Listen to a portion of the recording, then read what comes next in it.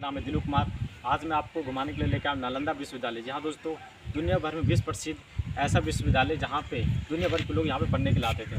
तो आप सामने जब देखेंगे दोस्तों, हमारी जो एंट्री होगी वो इस जगह से हुई है, जहाँ पे 40 रुपये एंट्री दोस्तों। और वो जो 40 रुपये दोस्तों वो उन लोगों को देना है जो 14 साल से ज़्यादा उम्र के, जो 14 साल से कम है उनकी जो टिकट है दोस्तों बिल्कुल फ्री है।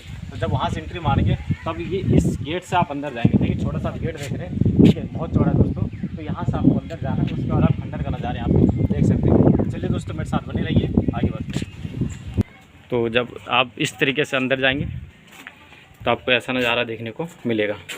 को लेफ़्ट हैंड पे कुछ अवशेष। तो दोस्तों अभी तक आपने देखा वो हमारा पहला गेट था, और उस तरीके से आप सीधे चलते आइएगा तो आपको ये सेकंड जो गेट है दोस्तों वो दिखेगा।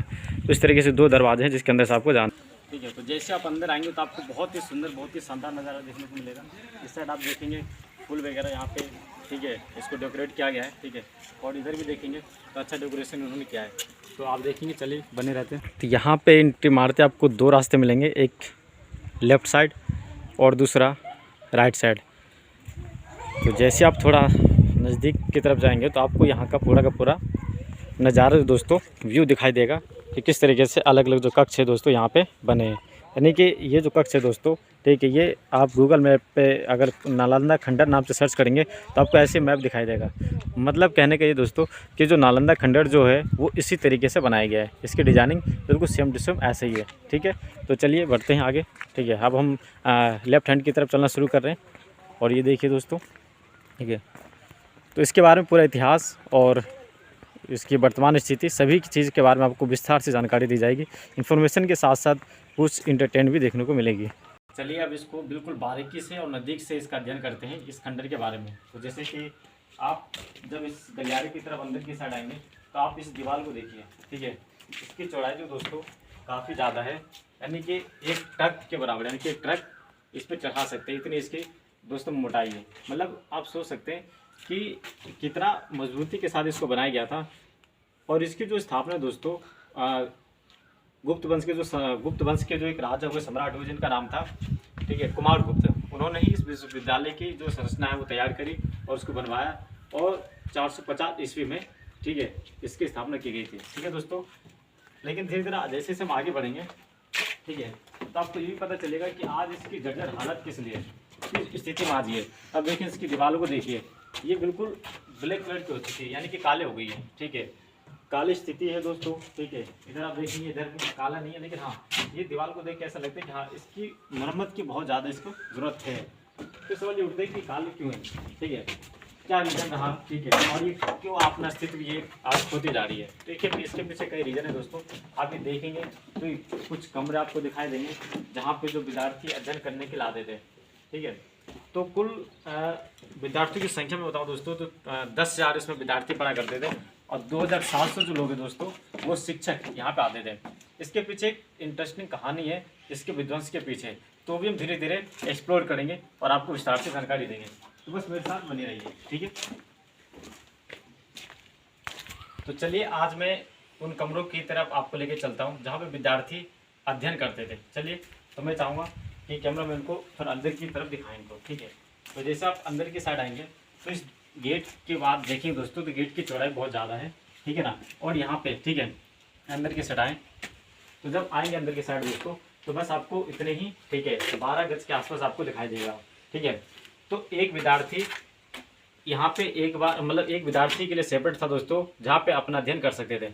अब ये चीज़ जो देख रहे हैं दोस्तों, ठीक, ये चीज़ जो देख रहे हैं ये किस लिए है, ये यहाँ पे जैसे उस समय ज़माने में लाइट नहीं हुआ करती थी, रोशनी नहीं हुआ करती थी, तो दिया वगैरह यहाँ पे रखने के लिए ताकि रोशनी बनी रहे। और मैं आपको बारीकी से दिखाता हूँ, ठीक है, बस बिल्कुल आप ध्यान लगाएं, बिल्कुल ध्यान से देखिए दोस्तों।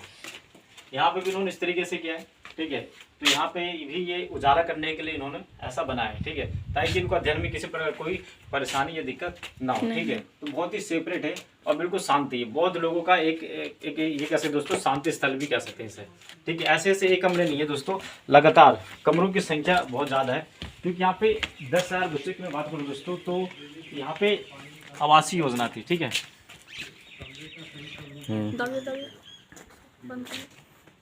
तो यहाँ से देखें दोस्तों, लाइन से ये कमरे बने हुए, और जो नीचे देखेंगे दोस्तों, तो ये पानी निकलने की व्यवस्था इन्होंने व्यवस्था की। इसका मतलब ये होता है दोस्तों कि किसी आर्किटेक्ट ने इसको बेहतरीन तरीके से डिज़ाइन किया है, और इससे ये साबित होता है कि हाँ, उस समय के लोग जो दोस्तों बहुत ही ज़्यादा विद्वान हुआ करते थे। उन्होंने पूरा विश्वविद्यालय जो है बहुत ही एक सोच समझ के और योजना के तहत इन्होंने बनाए। सारे कमरे जो रूम है दोस्तों, सब एक ही जैसे हैं, ठीक है ना, किसी में कोई भी एक एक्स्ट्रा बदलाव नहीं है, सबकी साइज़ एक है, ठीक है।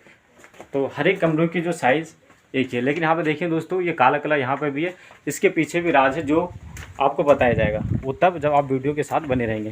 तो एक एक जानकारी और सभी चीज़ों की जानकारी बारीकी से आपको दी जाएगी।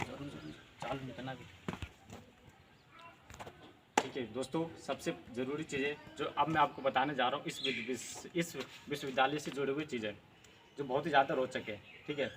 सवाल ये उठता है दोस्तों, यहाँ पे क्या क्या पढ़ाया जाता है। यहाँ पे साइंस, लॉ, लिटरेचर, साइकोलॉजी, ठीक है, हर टाइप की, एस्ट्रोलॉजी, यानी कि हर टाइप की यहाँ पे पढ़ाई होती थी। और यहाँ पे जो विद्यार्थी जो आते थे दोस्तों पढ़ने के लिए, वो देश विदेश से आते थे, यानी कि इंडोनेशिया हो गया, चीन हो गया, तिब्बत हो गया, इन सारी जगहों से यहाँ पे पढ़ने के लिए आते थे। यहाँ पे रहने की व्यवस्था थी, यहाँ पे पढ़ने के साथ साथ अध्ययन करते थे और यहाँ पे रहते थे। इसके पीछे एक स्टोरी है, ठीक है, उस स्टोरी को भी हम जानेंगे। और जानने से पहले तो आप ये जो इमारत देख रहे हैं, तो ये बहुमंजिला इमारत थी, यानी कि लाइब्रेरी हुआ करती थी दोस्तों। और लाइब्रेरी की जो ऊंचाई है, ठीक है, बहुत ज़्यादा ऊंची होती थी। मतलब ये कह सकते हैं कि 9 मंजिला इमारत की लाइब्रेरी होती थी, और उसमें बहुत सारी किताबें रहा करती थी। और एक कुआं भी आप देखेंगे, इसमें आज के जो लोग घूमने के लिए आते थे, यहाँ पे कुछ सिक्के वगैरह यहाँ पे फेंक जाते हैं। ये लॉक कर रखा है इन्होंने, इसके पीछे भी कोई वजह होगी। तो पूरा आप देख सकते हैं खंडर है, जो लगता नहीं है कि एक ऐसे समय 450 ईस्वी के आसपास ये विश्व फेमस प्रसिद्ध रही होगी। मैं दिखाता हूँ इस रूम को। हाँ। बिल्कुल अंधेरा है, आप बिल्कुल अंदर की साइड आइए तो आपको दिखाई देगा। थोड़ा बहुत ज़्यादा अंधेरा है, और मेरी आवाज़ जो दोस्तों गूंज रही है, ठीक है। तो आप देखेंगे इसकी बनावट, और बिल्कुल ही पक्के तरीके से इसको राउंड शेप दिया गया है। और आई थिंक ये जो होगा दोस्तों, लाइट मार रहा, ठीक है, ध्यान लगाने के लिए, क्योंकि यहाँ पे बहुत भिक्षु जो है दोस्तों वो यहाँ पे आते थे। तो बहुत भिक्षु का ही पूरा का पूरा जो दोस्तों वो इलाका यहाँ पर है, जो अपने अध्ययन के साथ साथ, ठीक है, ध्यान में भी यहाँ पे लगाने के लायक। एक रूम और इन्होंने बना रखा है यहाँ पे, ठीक है, आप देखेंगे। तो इस रूम की जो बनावट है दोस्तों वो भी इसी तरीके से ही है, ठीक है। तो ध्यान रहे कि आप जब कभी आएँ बिहार, तो इस जगह को एक बार ज़रूर विजिट करें। सवाल उठते हैं कि कहाँ से आप यहाँ पे आ सकते हैं। तो आप पटना अगर उतरते हैं तो पटना से 90 किलोमीटर की दूरी पर है, और बिहार शरीफ अगर उतरते हैं तो वहाँ से 12 किलोमीटर की दूरी पर है, ठीक है। 12 किलोमीटर की दूरी पर आप यहाँ पे आ सकते हैं। नालंदा खंडर के नाम से प्रसिद्ध है दोस्तों। अब जैसे कि मैंने आपको बताया था कि इसके पीछे एक स्टोरी कहानी है, उस कहानी को मैं आपको बताता हूँ। तो चलिए पहले आराम से उस जगह पर बैठते हैं, फिर मैं आपको उसकी कहानी के बारे में बताता हूँ। चालू, ठीक है। तो दोस्तों मैं आपको कहानी बताता हूँ। इस विध्वंस का जो कारण दोस्तों, जो आप पूरा बिल्डिंग है जो काले कलर के देख रहे हैं, तो इसको जलने की वजह से हुआ है। बख्तियार खिलजी नामक जो शासक था दोस्तों, ठीक है, वो काफ़ी दिनों से बीमार पड़ रहा था। तो आचार्य यहाँ के नालंदा विश्वविद्यालय के जो आयुर्वेदिक जो आचार्य दोस्तों, इनका नाम था राहुल श्री भाग जी, उनको बुलाया गया। जब इनको बुलाया गया तो इनसे कहा गया कि इसकी बीमारी का जो इलाज है दोस्तों, उनके हकीम यानी कि बख्तियार खिलजी के जितने भी हकीम जो लोग थे वो नहीं कर पा रहे थे, तो इन्हीं को अपॉइंट किया गया। तो इनसे कहा गया कि हिंदुस्तानी दवाई इस्तेमाल नहीं किया जाएगा और इनको ठीक करना है, और अगर ठीक नहीं होते तो इनकी मृत्यु यानी कि इनको मौत की घाट उतार दिया जाएगा। तो ये चैलेंज जो इन्होंने एक्सेप्ट करा, और चैलेंज को एक्सेप्ट करने के दौरान, ठीक है, इन्होंने अपनी प्रक्रिया चालू, ठीक है। राहुल श्री भज्जी जो थी, इन्होंने चैलेंज एक्सेप्ट करा, और उसके बाद उन्होंने कुरान की किताब दी। और कुरान की किताब देने के बाद उन्होंने कहा कि इसके जो पेज है दोस्तों रोज़ पढ़ने हैं, ठीक है, ऐसा बख्तियार खिलजी को कहा गया। लगातार कंटिन्यू करने के बाद उन्होंने देखा, ठीक है, सम्राट बख्तियार खिलजी ने देखा कि वो ठीक हो गए। तो इसका कारण पूछा गया कि क्यों ठीक हो गए। तो इसका जो रहस्य दोस्तों भारत जी ने बताया, ठीक है, और ये बताई कि जिस कुरान के पेज को जो पलट रहे थे, रोज़ाना डेली एक पेज पलटने के लिए जो कहा गया था दोस्तों, उसमें दवाई का लेप लगा दिया गया था, जिसकी वजह से जब हम ऐसे करके पेज पलटते हैं तो थूक उसमें लगता है, फिर उसके बाद वो जीभ पर टच होता है, जिसकी वजह से दवाई कंटिन्यू उनके शरीर में गई और वो ठीक हो गए। लगातार दवाई का सेवन होने के बाद वो ठीक हो गए। इससे बख्तियार खिलजी को खुश होना चाहिए, लेकिन उनको बहुत गुस्सा आया और उन्होंने क्या करा, पूरी सैनिकों के साथ, ठीक है, सैनिकों के साथ आते हैं और मेन गेट के अंदर घुस जाते हैं और जाने के सारे रास्ते बंद कर देते हैं।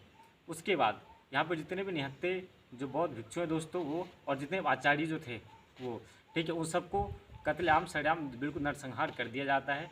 और इस विध्वंस का जो स्थिति दोस्तों वो यहीं पे नहीं रुकी।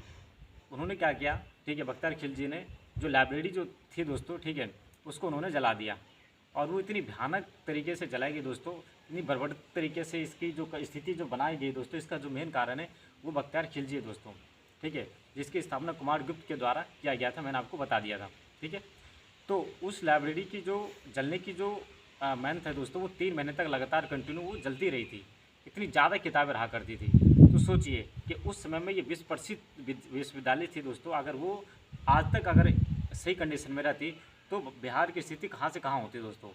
तो यही इस खंडर की जो बर्बरता है दोस्तों और ये हालात हैं, ये बहुत ही ख़राब हो चुकी है और इसकी तरफ विशेष रूप से ध्यान देना चाहिए। तो उम्मीद है दोस्तों कि मेरी कहानी, मैंने जो भी यहाँ पे जानकारी दी आपको पसंद आई होगी। इसी तरीके से लगातार नए इन्फॉर्मेशन, नए जानकारी को प्राप्त करने के लिए मेरे चैनल को सब्सक्राइब करके बेल आइकन का बटन दबा दीजिए, ताकि कोई भी वीडियो अपलोड हो तो सबसे पहले आप तक पहुँच जाए।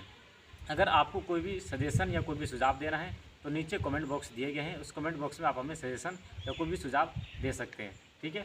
तो चलिए हम आगे बढ़ते हैं। बस कुछ और है दोस्तों, थोड़ी बहुत जानकारी और दी जाएगी, उसके बाद ये नालंदा खंडर के बारे में सारी जानकारी समाप्त हो जाएगी। उम्मीद है कि आपको पसंद आ रही होगी। तो ये खंडर जो दोस्तों देखिए, यहाँ पे जो आचार्य लोग बैठते थे और उनके शिष्य साथ में बैठते थे। आचार्य श्री भद्र जी के बारे में जो मैंने आपको जानकारी दी दोस्तों, बहुत ही ज़्यादा प्रसिद्ध और विद्वान व्यक्ति थे, जिनकी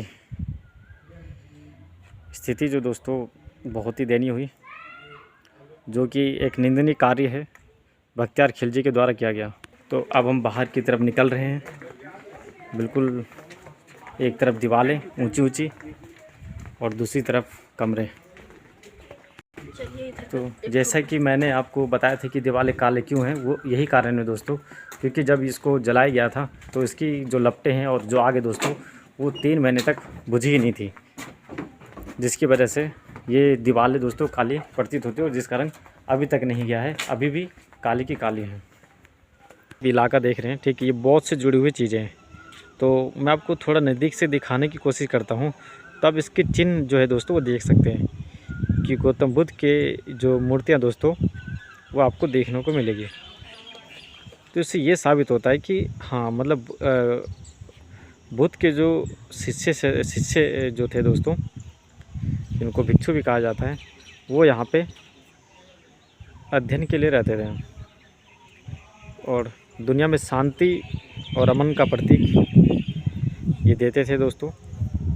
तो दोस्तों जैसे कि मैंने आपको खंडर के अंदर के बारे में बताया, मैंने जब मैं उसको अंदर लेके गया, ठीक है, तो वहाँ से जो गेट देख रहे हैं दोस्तों, तो वो खंडर के अंदर जाने का रास्ता है और ये पूरा इलाका खंडर ही है दोस्तों।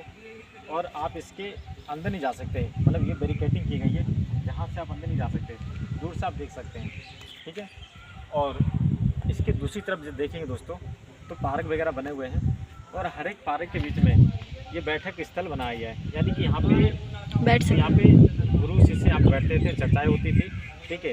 ये सारे स्थल बने हुए हैं। तो सोचिए कितने बहुत बड़े वर्ग क्षेत्र में दोस्तों ये फैला हुआ है, ठीक है, जो आज भी हमें वो सबूत देती है कि हाँ, ठीक है, कि एक समय ऐसा रहा था, ठीक है, जब दुनिया भर के जो विद्यार्थी थे, जैसे आज भारत के लोग दुनिया भर के देशों में जाते हैं, बड़े बड़े यूनिवर्सिटी में जाते हैं, विश्वविद्यालय में जाते हैं, तो ठीक वैसे ही प्राचीन समय में दुनिया भर के जो लोग थे दोस्तों, जो विद्यार्थी थे, वो हमारे देश में आते थे।